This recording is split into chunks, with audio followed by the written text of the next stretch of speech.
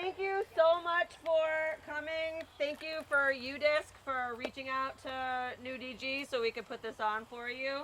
A lot of us have traveled really far. We so appreciate you being here and supporting our touring FTOs while they're here in town for MA. Holyn will be here soon, but Ella would like to get started, so please, a big round of applause for Ella Hansen. Thank you very much. Cool. What's up, everybody? Thanks for coming. Thank y'all for helping organize, and UDisc for also helping organize. Once Holyn gets here, she'll say the same thing, but it's so nice for us to be able to like do clinics like this, but literally they just tell us when to show up, and Holyn shows up late. And but yeah, it's really nice for us to be able to teach without having to, do all the logistics and promote it and everything. So thank you very much for doing that for us. We are gonna talk about a bunch of things. Part of learning disc golf or learning new things about disc golf is some of it's going to feel weird or feel bad, and that's okay. A lot of us, have the motions and the muscle memory that is very locked in, and so some of that we're going to have to break it down before we can build it back up. So just be prepared to be a little bit uncomfortable. But if something is really painful, maybe don't do it. You can trust your own body. If you have a question, please ask it. We have never gotten a bad question. If you have a question, somebody else is probably thinking the same thing. A lot of the times, people will ask the question that we're about to talk about, and it's really great to just sort of be on the same page. So if it's on the same page or if it's something totally random, please ask the question. I promise it will help you and it will help somebody else also. What else? We're going to do a lot of throwing, so we're going to kind of talk through some stuff and then have people throw so you can get a chance to actually try it instead of us yapping at you for a while. Cool, so we are going to start talking about backhand grip. So we'll start with our putter. We're going to talk about what we call a fan grip, or some people call it a modified fan grip. I don't really know I call it a fan grip. So we're going to imagine there's a line from your index finger that goes across your palm and all the way up your forearm. And we want the disc to be on that line, okay? We want that up in our palm, and then we're going to wrap our fingers around underneath, okay? So we want to have the disc pretty well in your palm, but you don't need to be death gripping it. And then you want to have the pads of your fingers as much as you can on the bottom of the flight plate here, the middle part. And one thing that you might notice is kind of if your grip, one thing we talk about with grip is front loading versus back loading grip, okay? So front loading is kind of like pinching with your first two fingers, right? The front of your hand when you're about to throw. Back loading is more gripping with the back of your hand, your pinky and your ring finger. And raise your hand if you think you front load. Anybody front loading? Okay, hands down. Raise your hand if you think you back load maybe. All right. We're gonna have no idea what you're doing. That's great. That's fine. We're gonna try to go for more of a back or mid-loaded grip. If you're someone who's really front-loaded, it can be really challenging to get the nose down, right? Because we're holding it a lot more with the front. So when you throw, it might go really high in the air. So if that's something you struggle with your nose angle, a really good drill you can do is to hold the disc out in front of you, point the nose down, and then put your hand out and wrap your fingers around. So you might be feeling a difference in terms of where that is sitting in your palm, right? I think a lot of people learn to throw kind of with the disc in line with your finger knuckles. And then no matter how hard I try to push my arm down, I can't get the disc nose down, right? So we need to have it at an angle along our hand to be able to throw nose down, okay? I kind of think of it like you're gripping it in italics. This is like regular font, That's helpful for me. Cool. Any questions about the fan grip? Great. So we like to talk about the fan grip and the power grip, which we'll talk about for drivers. For me, I like to fan grip pretty much putters, mid-ranges, and fairway drivers, and I pretty much only power grip drivers. But everyone's hands are different. Holyn only fan grips her putters and her mids. When she gets up to fairways, she goes to power grip. So everyone's hands are different. If you just don't feel comfortable at all with the fan grip, power grip is fine.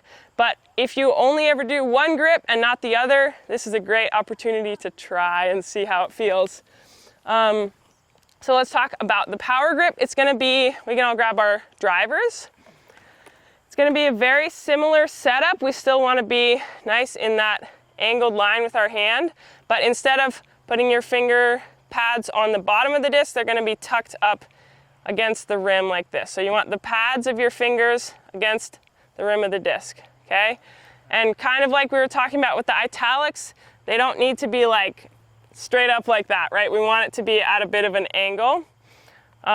For me, I kind of have, for both power grip and fan grip, I kind of have my pinky pretty well tucked in to the rim. That's kind of what mine looks like for power grip or fan grip as well. But that's really just the main difference, is putting those fingers on the rim. And you're going to get a lot more, maybe not a lot more, but a significant amount more of like snap out of your wrist, more spin speed with a power grip. But the reason, like, besides just how it feels in your hand, you can generally get a little bit less spin from a fan grip, but you can get a little bit more control. And so that's why people like to do that. And some people will only throw certain discs with certain grips. Some people will, you know, have a power grip on a disc, and if you want to just throw something a little bit softer, you can go to a fan grip and still throw it the same amount of power. That make sense? Yes. Okay, any questions about the power grip or backhand grips in general? Where, like, at one Oh, you're asking, okay, so, well, we can kind of make it be whatever, right, if we're rotating our wrist. And once we're about to talk about the upper body, and we can start with our wrist, we really want to have a loose wrist, right? So I see a lot of people who think, okay, I'm about to throw, I really need to spin, I need to coil my wrist, right? That creates a lot of tension in your forearm, and it also really limits the space you have to throw, which we'll talk about in a second. So we want to have a nice loose wrist. My rule of thumb is I try to keep my thumb sort of in line with the rest of my forearm when I reach back, right? So I want to have that wrist be loose. And so, I don't know, I guess like when I hold it, I'm kind of around 3 o'clock if I were to hold it up. But it's, you know, you can hold it, turn it, the disc however, and make it whatever time you want, I guess. Yeah. Question. So your thumb, do you want it more out, or do you want it more closer to the rim? Great question. So I see a lot of people who tend to throw with their thumb right on the, like, pushing off like this. We want to kind of, you know, there's a spectrum of what works. For me, I'm close to like an inch, maybe more off the rim with my thumb. Holyn's a little closer to the edge. But what we kind of want to avoid is like having our thumb really bent like that, because that also makes it really challenging. That kind of makes it hard to get that nose angle down. You still want to have that. Plus, if you can feel the difference between putting the tip of your thumb on the disc versus keeping it flat, you're actually engaging a lot more of your hand muscle, and so that helps create a lot more spin as well. Feels like you would lose a little bit more control that way too. Yeah. Yep. Good question about the thumb. Any other questions about grip? Yeah. Clicking. I can't do it. We will talk about that later. Don't worry, we will get to that. We're just going to focus on the backhands first, and then we'll talk about forehands. Okay, so thinking about our upper body. Has anybody here, raise your hand if you've ever heard of rounding? Okay, hands down, raise your hand if you round. Okay, we're going to work on that today. So if you don't know what rounding is, it basically is when you're coming around your body to throw, right? There's two main reasons why people round. Number one is the way you reaching back all the way behind you, right? If I'm trying to throw that way, and this is where my peak reach back is. The disc literally just cannot go in a straight line towards where I'm trying to throw. So I have to come around my body like that, right? And obviously we're doing this like rotation, so it can be hard to make a straight line. But basically the point of a backhand here is what we're trying to do is we're obviously doing this rotation. We're doing this weight shift back to front, but we're trying to have this disc be on as long of a straight line on our pull through as possible, right? Because the longer that line is and the more consistent and flat it is, the more power we're getting into our throw, okay? So yeah, number one problem with rounding is people reaching behind. So what we want to do to counteract that is we want to be reaching away, way more, right? And it's going to feel really weird if you're used to reaching all the way back. So you can see my shoulder angle here. This is like smaller than 90-degree angle when I'm reaching back. So we want to create a bigger than 90-degree angle between my shoulders and my arm when I'm at my peak reach back, right? And this can kind of vary depending on how flexible you are and your body dimensions and all that, right? Like some people are really wide on the reach back, like almost all the way open like this. Some people are more close to 90. If you're like really hypermobile, you can almost reach like more closed than 90, but you have to have a lot of mobility to do that, which most people I don't think quite have. And then the second thing with rounding that I see, which was a good question about the wrist, is people doing this coil, right? So the same thing like I was talking about when you're reaching back here, your body's in the way. If I'm reaching and I'm trying to curl, I'm literally bringing the disc behind my body and I'm creating that tension in my forearm. So we want to extend that wrist nice and out, reach back away from our body, create a bigger than 90-degree angle here to set up for our nice straight pull through. Who's got questions about the upper body? There's a lot of things to cover still. How can you keep the height up in the pull through? The height in terms of like the launch. Yeah, the sure, yeah. So that has a lot to do with how you're setting up, right? If you're reaching back, if your natural pull through is like just below your shoulder, which it is for a lot of people, some people are a little higher, some people a little bit lower. One thing we want to do is make sure we're hunching our shoulders over a little bit. This feels maybe a little counterintuitive. I think a lot of people are like, okay, I'm going to stand up really tall and proud, throw like this, right? But I'm sticking my chest out, so that's making it even harder, right? That's forcing me to round. So when I hunch my shoulders over a little bit, first of all, that gets me into a more athletic position. My weight's on my toes, and we'll talk about the lower body later. But it's also just creating more space around my chest that I can pull through, right? So that helps a lot with consistency. And if you're throwing, everything's going straight into the ground, think about where you're reaching back to, right? If you're reaching back really high, you're pulling through, your line is going right at the ground. If you throw everything up and you may be reaching back too low, your pull through is coming up like that, right? So like I said, we want this angle, this line that we're pulling on to be as flat as possible. So those are some good things to focus on if you're someone who throws up a lot or down a lot. Great question. Anybody else? Yep. Talk about the power pocket. Uh-huh. Do you have a specific question about it, or? So the power pocket, for those of you that haven't heard that term, is kind of this moment right here where the disc is close to your body. It's like getting a lot of torque on it as you're pulling through.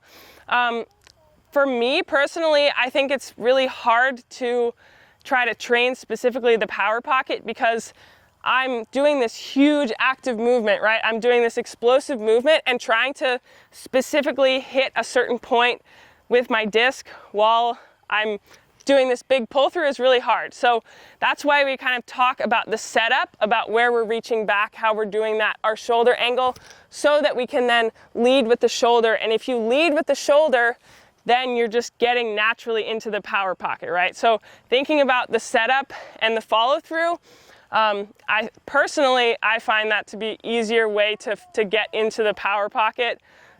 There are lots of drills you can do, like you can really think about, if you struggle with the power pocket, think about elbowing someone really hard behind you as you pull through.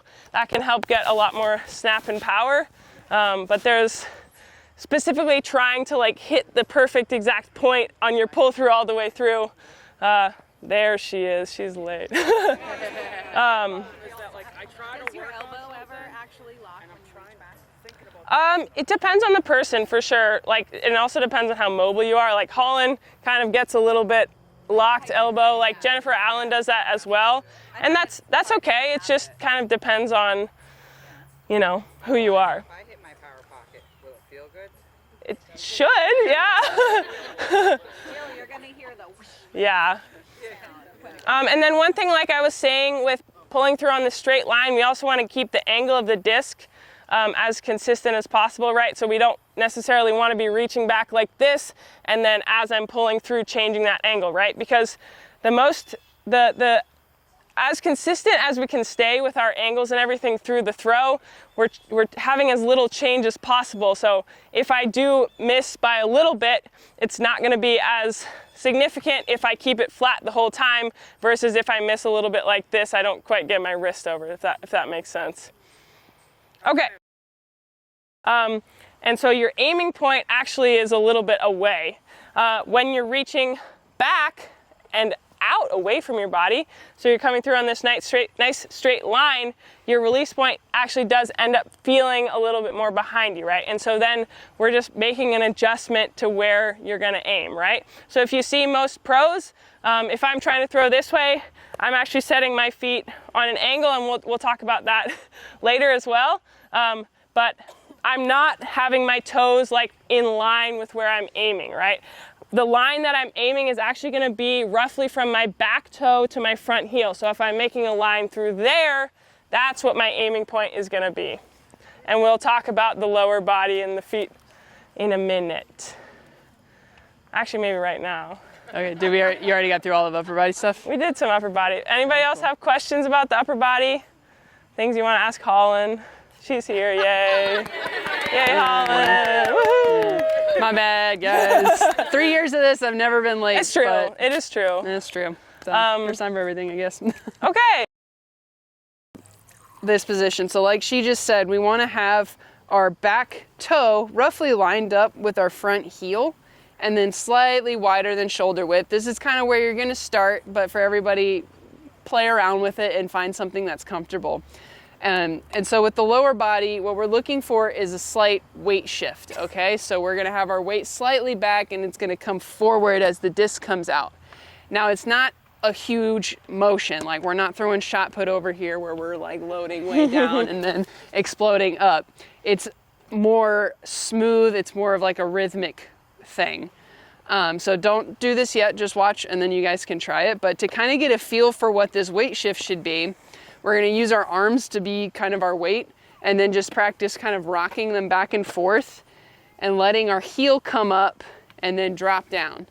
That heel drop is what we want to zero in on, because that's what's going to end up being in our throw. And if you do a little bit bigger, you'll notice that that heel kind of drops, and you'll also notice that when my heel comes up, that same knee kind of caves in, okay? And then you'll also notice that without trying to turn my hips are turning, right? So a lot of a good backhand is we want to get away from a turning motion and make it more of a linear motion. If you've ever watched figure skating, when they're spinning with their arms out, they're going pretty slow, and then when they want to go fast, they bring everything in really, really tight. Just like that. Identical. All right? Thank you very much. So when we want to... what we want to do is try to keep everything as tight as possible, and spinning around like this is not like this is about as fast as I can get my hips to go. Whereas if I do this weight shift where I let the heel drop and the knee cave in, look how quick my hips can go here. Boom. Right? Boom. This like that versus that. It's a lot easier and it's a lot faster. Okay? So when we come to throwing, we should never have our shoulders kind of over our back foot. It should be, I'm back here, my weight's back enough that this heel comes up, and then as my arm comes through, We're gonna watch the timing of it. My heel's gonna drop, and that's the weight shift, okay? So my heel drops, that knee caves in, that turns my hips, and then I'm trying to lead with the elbow like we just did with our standstill throws. So timing of it, peak reach back will be like when we get into footwork, peak reach back will be when that toe's touching the ground, and then the heel drop pulls the elbow in, and then I follow through. Make sense? Does anyone do you have anything to add? Just gonna say, so we talk about this foot offset. One of the important reasons why we do that is so that we can rotate our hips, right? If my feet are parallel like this and I'm trying to rotate back like this, I end up kind of like on a tightrope, right? So that's not a very athletic position.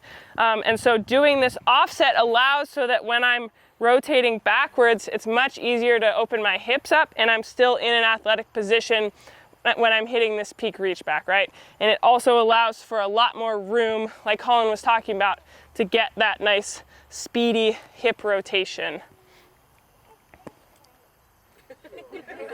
Any questions? Who has questions? Yeah. I feel when I'm reaching back, I feel kind of bend my back knee sometimes. Is there like too far to be bending that back knee? Yeah, I mean, there's going to be a little bit of bend because, I mean, that's just athletic. You're not going to be, a stick walking around. Like, it shouldn't be so bent that, like, you're taking weight completely off this front leg, right? Yeah, like I said, we're not shot put over here. It's very subtle.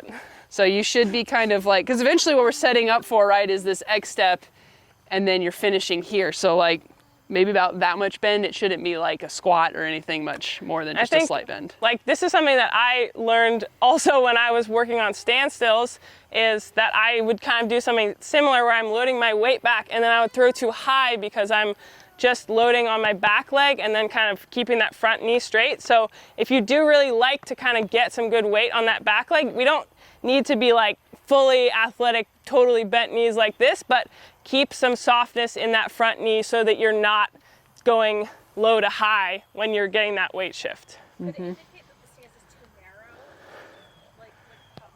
Yeah, I mean, it's a good thing to try to mess around with. If you feel like you're off balance when you're reaching back, maybe, then yeah, I would be definitely try a little bit of a wider stance and see how that goes. Any other questions? Really? None? Yeah. On the upshots, because I'm just thinking for a standstill on an upshot, so if you're lining up like this, then you still want to like get back into that line. Yep. Like how, like I almost feel like I always do the hip check like this. Yep. My hips are pointing, but then here. Yeah. So. Is this? Yeah, like we talked about, we want that. You want to work on having that aiming point be back toe to front heel, right? And so you can kind of think about that in line with where you're throwing, and obviously it kind of depends a little bit, like, that's the kind of starting point we talk about. Some people are a little closer, some people a little bit more offset, but that's because we want to be reaching away instead of behind, right? So your line of throw is actually going to be exactly, yep. What I was noticing is like when I come to finish, to follow through it as I'm going left or right, and then thanks. Okay. Yeah. A lot of times, like the foot position and the rounding have to kind of change together. That's why we generally start the clinic with, here's how to get rid of rounding, is because if I try to go fix my feet offset, but I'm still rounding, I'm gonna end up early releasing like crazy because my release point's somewhere over here. It's when you get rid of the rounding and you're pulling through more straight and your release point's more over here that you can actually aim this way. So step one is try to get that nice linear pull through, and then you can kind of figure out like what stance width, feels comfortable and athletic, and then you can kind of dial in of like, okay, well, where does the disc tend to come out and how should I actually orient myself to the target? Yeah. Thank you. And then how do you actually get out of your front foot as you throw? Like for me, Yeah. I only do a one step. So as I finish, I only move my foot a little bit or don't follow through. So how do you get your front Talk foot about to that. keep moving? Yeah. Yeah. And you can finish So I wouldn't try to force that front foot to move, because like that can cause some issues. But what you should do is just let this back leg come up. So like when I throw, it comes up. So if I'm throwing like a pretty like, this when you're done. Yeah, you don't want to be finishing like here because that's not very good. But what'll happen is if you let this leg come up, you might end up rotating on your heel. It might be more of your midfoot or your toe. Yeah. But you're continuing forward, like you have to rotate and let that knee kind of open up. We had a question of what part of your foot should you actually be rotating on. It depends. It actually totally depends on what sort of angle you're throwing. Most players, if they're throwing flat, we're kind of like starting on the toe and rotating off to the heel, finishing on the heel. But if I'm throwing something on a lot of hyzer like this, I'm staying more on my the front of my foot, on the ball of my foot. If I'm throwing more anhyzer, I'm going to be rotating more on the back of my foot because my weight's going to be a little bit further back. Mm-hmm. So in general, like, I think it's more important to make sure you're on your toe so that you're actually getting this rotation. For me at least, like, I just was on my toe and naturally sort of, once I got into the good follow through, I would start to rotate onto my heel. So thinking about rotating on your heel, like Holyn said, is kind of maybe a no-no. But yeah, just trying to think about staying on the ball of your foot when you're planting. And we talked about that knee coming in and the heel dropping on this weight shift. And so that should naturally get you onto that heel rotation once you start getting that nice linear weight shift. The heel rotation comes as a result of doing earlier things correctly. Yeah. It's not a thing you need to force. Yeah. Kind of the same as like the power pocket question, right? We're trying to set up into a good power pocket, but really trying to like nitpick where your power pocket is in that exact spot is really hard. Yeah. We do a couple demos? Yeah. I need to grab a... Free.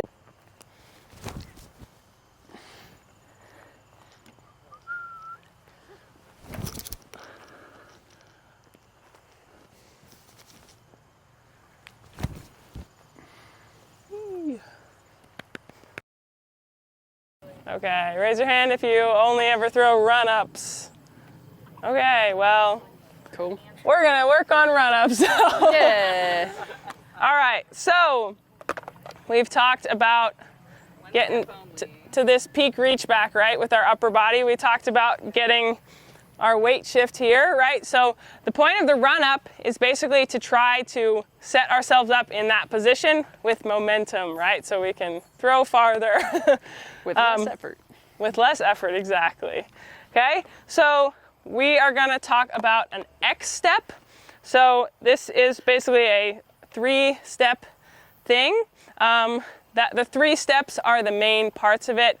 Lots of different players have different little pre-X step run-up situations. Some people start like this and just do their X step and throw. Some people have a lot of steps going into it. Some people do a little bit of a shuffle right into it, right? So that part kind of varies, but we're going to talk about just the X step part, which should stay fairly consistent for most people. So basically, we're going to start, you can kind of start facing right towards your target. You can start at a bit of an angle, depends on your preference. The first step is going to come, wait, is anybody here left-handed? Wow, okay. Nice. No one invited First step is any going to come from lefties. your right foot. We don't have to do any mirroring, that's nice. So stepping across your body, right, we're trying to get our hips turned a little bit back. We don't want to be turning all the way around, but we're trying to get that step across. This next step is going to be coming behind, but what we really want to avoid with the second step is getting way off balance, right? Holyn talked about the weight shift. We want that to stay nice and smooth. We don't want to be a teapot, right? So if I'm taking a really big step here, my weight is really back, and so then I can't smoothly transition to that last step without being a teapot, right? So I tend to see a lot of people who take way too big of a second step here. So if you feel like that might be you, try to think about keeping that nice and small. You're almost just replacing your front foot, right? So we want to be having our weight here at this point, right? So I'm basically replacing my front foot with my back foot. My weight is staying here, and then I'm loading back into this peak reach back position and throwing, okay? So we'll do that a little bit faster this time. So starting with my right foot, I'm stepping across, behind but still close, and then extending into my throw, right? You want to be hitting your peak reach back right when my front toe is hitting, right? Right when I'm getting ready to have that nice weight shift and rotation into my front leg, okay? Can you turn that way? Turn. Yeah! Throwing this way, right? Is that way you want me to throw? Okay, great. I'll just throw straight into the woods. So starting with your right foot, coming across, behind, peak reach back here, pull through, right? Go a little bit faster.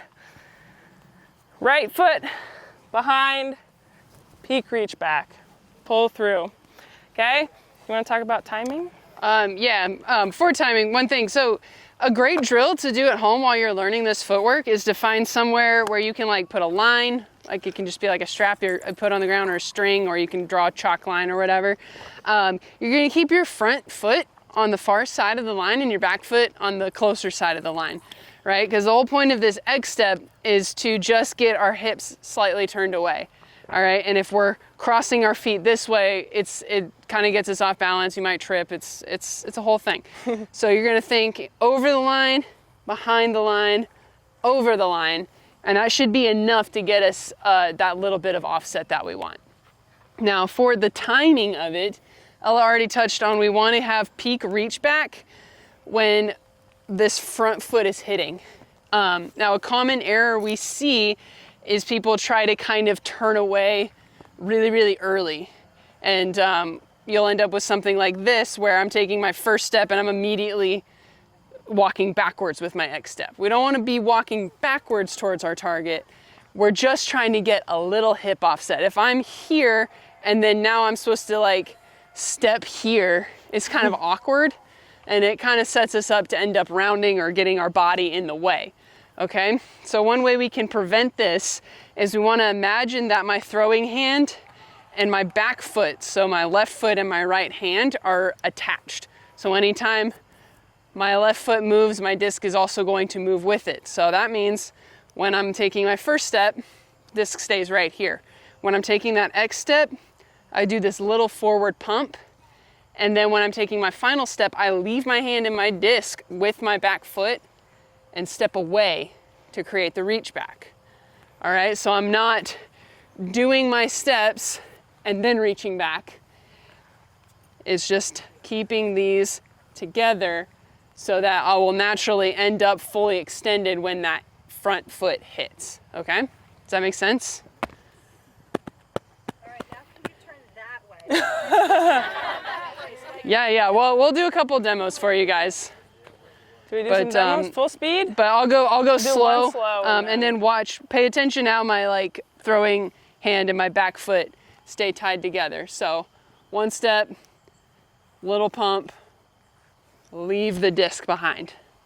A little faster, little pump, leave the disc. Okay? Now we can do some demos. Yay, run-ups.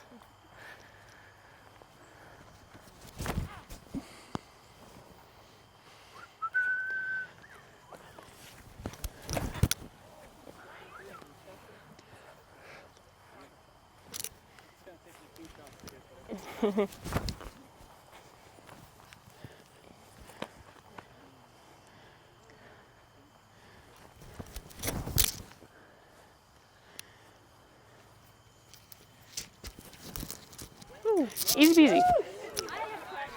Yes.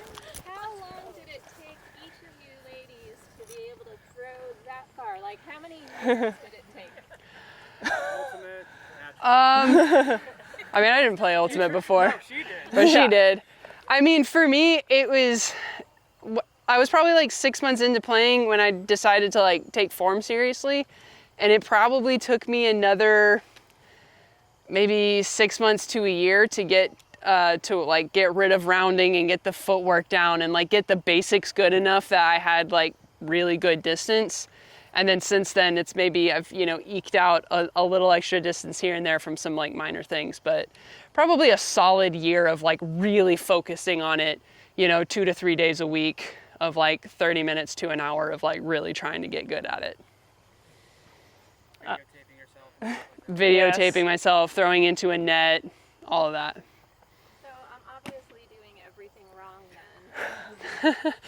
It's all good. I mean, like, and I think it's the kind of thing, like, especially when I was early on, I didn't know all of the things to, like, try first, you know, so there were a lot of times where I was trying to work on one area and then it didn't really work out, and it was the kind of thing where, like, actually if I had been focusing on this downstream area, that would have corrected itself anyway. I've been for a full year. Yeah. And really solidified those bad habits. I mean, you'd be surprised, a year's not that terribly long to, like, try to fix things. I mean, we've seen some women who've been playing like a decade and they're trying to fix these things. What I would recommend is just kind of having an attitude of, like, man, it's going to take as long as it takes. You know, settle into that kind of, like, I don't care how long it takes, I just know that I'm going to get there eventually, and, like, that kind of allows you to slow it down. And a lot of times, like, slowing down and working on one little thing at a time is actually the fastest way to get better, because those little improvements will start to add up. Slow is smooth and smooth is fast. Exactly. Go slow enough to do it right, and the speed will happen naturally. Yeah. I actually wanted to ask, because earlier you were talking about, like, keeping it straight and as little, like, movement in the angle of your disc. Sure. But when you throw, you're fully, like... Yeah, and that's Talk about that a little bit? yeah, absolutely. So there's kind of two sides to this. So on the one hand, like, an ideal throw would have, like, no quirkiness to it. But in reality, we've all come from, you know, something that we started with that wasn't quite right, and we've now developed what we have. So, like, when I first started, I had a really hard time with rounding. And so I had this cutoff angle. And so something I would do is I would kind of use my off arm to, like, swing me back.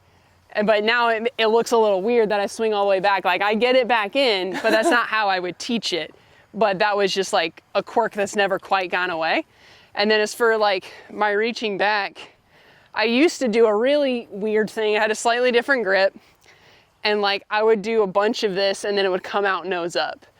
And so I've worked a lot to try to get it a little bit more smooth, so it's not like I'm here and then changing it.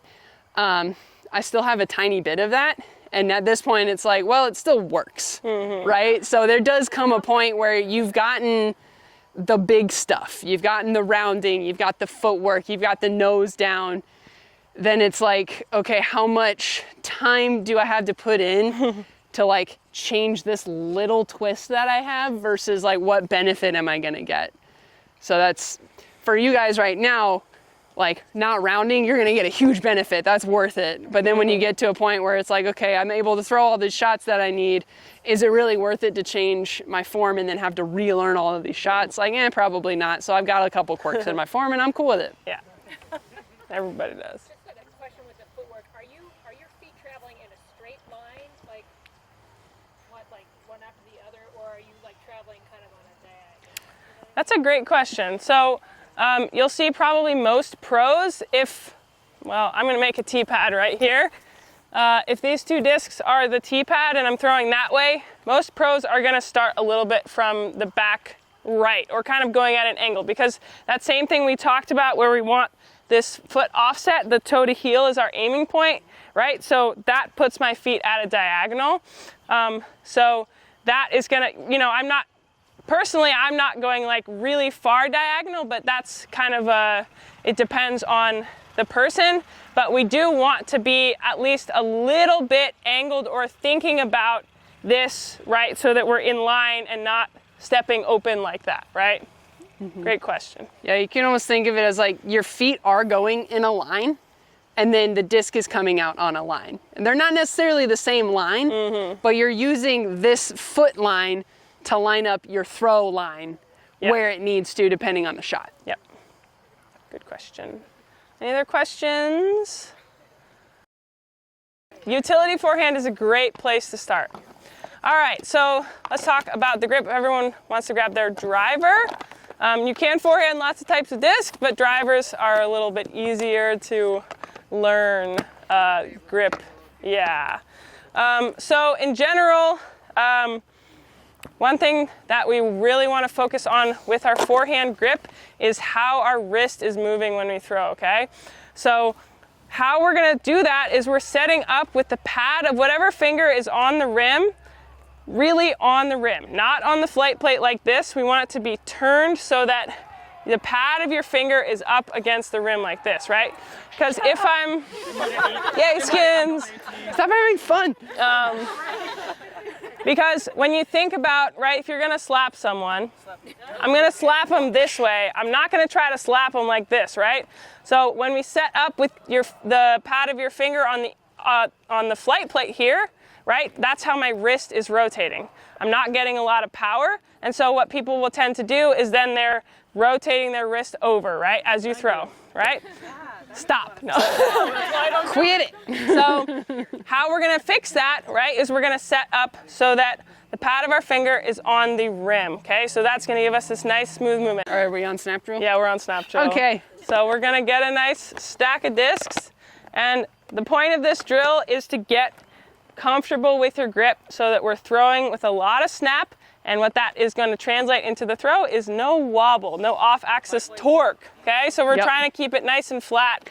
This is going back to the principle we've touched on a couple times, which is isolate one thing, and when you nail that, you move on to the next thing. So we're starting at the end of the throw and working our way back. So basically, if I'm getting wobbles at this stage, I know it's something to do with my grip because I'm not using my arm yet. So the whole point is I'm using as little arm as possible. I'm just snapping the wrist. All right, so I'm just snapping the wrist to get the disc to move.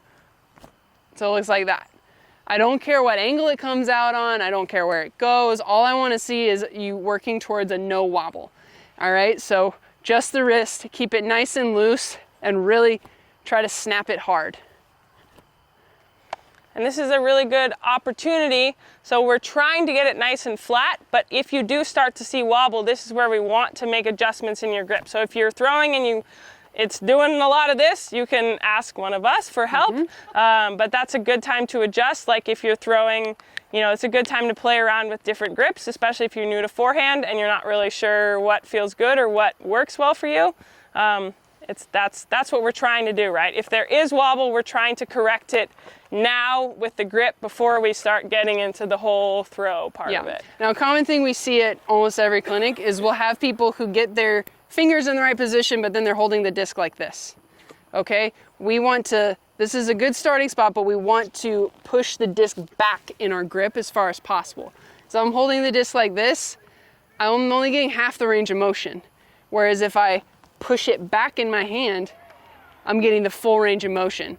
Okay, so check for that. If you're not getting a ton of spin, if it's like kind of lumbering through the air really slowly, make sure that however you're gripping it, do one of these before you go. Because if you're not able to get a full back and forth with your wrist, then something's missing.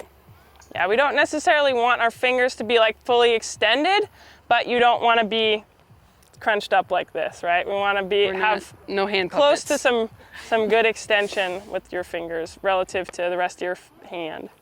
So we talked about our snap, right? That's the core. That's what we want to return to if we're not feeling good, if we're getting wobbles, right? We can break it back down, check in on the wrist snap, and then build back up. A couple really important things for the forehand, right? When we talk about throwing a backhand, we're turning our shoulders away from where we're throwing, but we do not want to do that for a forehand. We want to make sure that your elbow never comes behind your body, right? When we talked about we don't want to reach back for a backhand behind your body, it's kind of the same idea, right? We don't want that elbow to have to come around. We want to make sure it has a nice clean path to move on a straight line. We want that elbow to be moving on a straight line in line with your target. And for me at least, especially if anybody played Ultimate or does still play Ultimate, you might be used to kind of throwing from your hip. One thing that can be very helpful is to think about throwing way more out in front of you, right? I think a lot of people tend to kind of release right here, or we're used to having our hips pointed towards where we're throwing, and so we're throwing it here because we have nowhere to move our elbow, right? So when we open up, we create this room for your elbow to move, so then we can lead with that elbow, have it move on that nice straight line in line with where we're aiming, okay? In terms of our shoulder angle, one thing we didn't talk about with the backhand is how we adjust our angles. So this is true for both backhand and forehand. We want to make that adjustment from our hips. It's the biggest hinge on the body.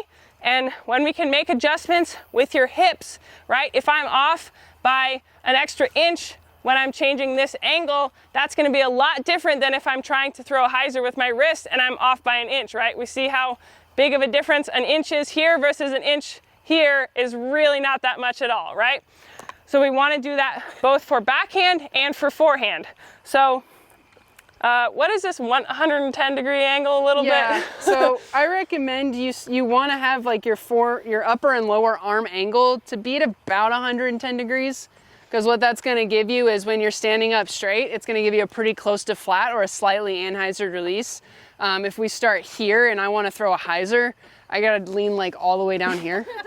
Big old teapot. But if I start here and I want to throw a hyzer, this is a little baby hyzer, and then this is a steep hyzer. It's just a little bit more workable range. So you want to keep this angle the same and keep your wrist and everything the same. And if I want to throw anhyzer, I might lean a little bit this way. If I want to throw hyzer, I'm just going to lean over this way. And then the whole time, I can imagine like a line running past me towards my target. I want to keep my elbow on that line. So that means when I'm reaching back, elbow's on the line and my arm's kind of away from my body. But then as I come through, I'm pushing that elbow in front of my hip, still on that line, and then snapping forward. Now keeping that elbow in front, it is a little bit of a mobility thing that will develop as you throw more. But what that's gonna do is it's gonna help kind of prevent some elbow pain. I found this was something that really fixed elbow pain for me. And then it's gonna let you get more snap. It's also going to let you eventually throw different heights, right? If I'm back here and I wanna throw high, good luck. But if I'm up here and I wanna throw high, all I gotta do is stand up at the end of my throw, right? It's very easy to make those kind of adjustments for shot shape.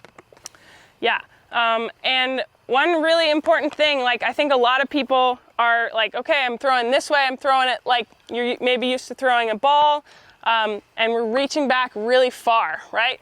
We want to really minimize that, and something physiologically that actually happens as you start to throw more and more sidearms is your shoulder capsule actually starts to rotate backwards. So once you get better and better at forehands, you're going to notice you're going to have a lot more external rotation here, and you're going to start to lose a little bit of internal rotation because your shoulder capsule is literally rotating backwards, right? So the way I found that out, well, I found that out because my friend's a PT and he told me, but I noticed this phenomenon before because when I started throwing forehands, I really had to focus on just throwing in front of me. And over time, like when I first started throwing, if I'm trying to reach back really far, it would just be so horrible. It would be such a bad throw, nice and wobbly. But when I focused on throwing just in front of me, over time, I noticed that my reach back just got further and further and further back. So we don't want to be thinking about this really far back reach back. We want to think about throwing nice and out in front of you, and over time you will actually physically develop more of that ability to reach back farther, and your forehand will get better. Yeah, so the progression would be when you want to work on your forehand is go home, snap drill, dial in that grip that works really well for you and get wobble free, and then like Ella's saying, focus on, okay, now my elbow, let's make sure it's out in front, and then I'm gonna add just the tiniest little reach back. And that is going to be, one, a usable shot. It's not gonna be your final like max distance shot, but it's gonna be something that you can use because you know it's not gonna wobble, and you can work on starting to adjust these angles, and then slowly over time, reach back a little further, reach back a little further. And I'll even show you now, like with the tiniest little reach back, like that's a very usable shot, right? Like it's not a max distance shot, but if I'm throwing, you know, a little 150 foot up shot, that's a very usable thing. And then gradually over time, it'll be just the tiniest little reach back and then a tiny bit more. And I would say for me at least, probably another like year from getting to like clean releases, something usable. And then about, 9 months to a year later, I was actually reaching back all the way completely without meaning to. It just kind of happens if you're patient about it. Yes. All right, we're going to talk about footwork too. We're just get one more set of throws before we can't see anymore. So footwork is a little bit less important than it is for backhand because, like Holyn was talking about, so much of that core of the throw is in that snap with your wrist. But what we want to make sure we're doing with our footwork is allowing that elbow to be on the straight line, right? Not getting it behind our body, and just building a little bit of momentum into the throw. So we do a little bit of different run-ups, but one thing you'll notice is that we're kind of both a little bit hunched over, but we're, again, creating space for that elbow, and we're never like turning our hips away from where we're trying to throw, okay? So for me, I do sort of a modified X step where I'm stepping up to meet my front foot instead of like if I was throwing a backhand stepping behind, right? We talked about that. So I'm step, meet, step right into it, but I want my toe to be pretty open to where I'm throwing. I don't want to be turned away like this when I'm throwing, right? And we still want to be having a little bit of a follow through for sure. Holyn does it a little bit differently, but kind of the same goal. I kind of walk up, and the common thing between both of ours is similarly to the backhand, we're at our peak reach back when that front heel hits, and then it's driving the elbow forward and then snapping through. And so I just kind of walk into it. So I'll do this, I'll be here with my disc forward, and then I'm coming back and I get here and then I come through. Now, when you're first learning this, I recommend keeping your hips and everything towards your target. You'll notice both of us turn our hips away slightly. That's because we've gotten to the point where we're doing a full reach back, and that lets us kind of reach back just a little bit more. But right now, you're not reaching back all the way yet. You're just doing the tiny reach back. So we would recommend you stay here. And then if you get to a point where you're like, okay, I'm throwing it pretty far and I can't really reach back any further even though I feel like I have the mobility, that's when you can play with, okay, I'm gonna do like this tiny little turn, okay? Should we throw a couple? Yeah, let's toss a few. Woohoo! Ah, me first. Stress. Yeah, you first.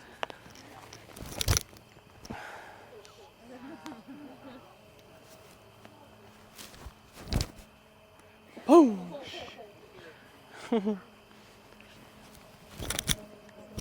All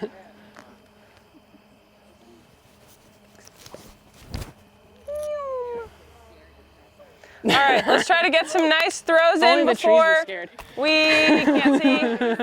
So if I can set up more away, and then it's all nice out in front of me. If it feels better, Yeah, then do that. there we go. So it's the same for Nice. me because I used to do that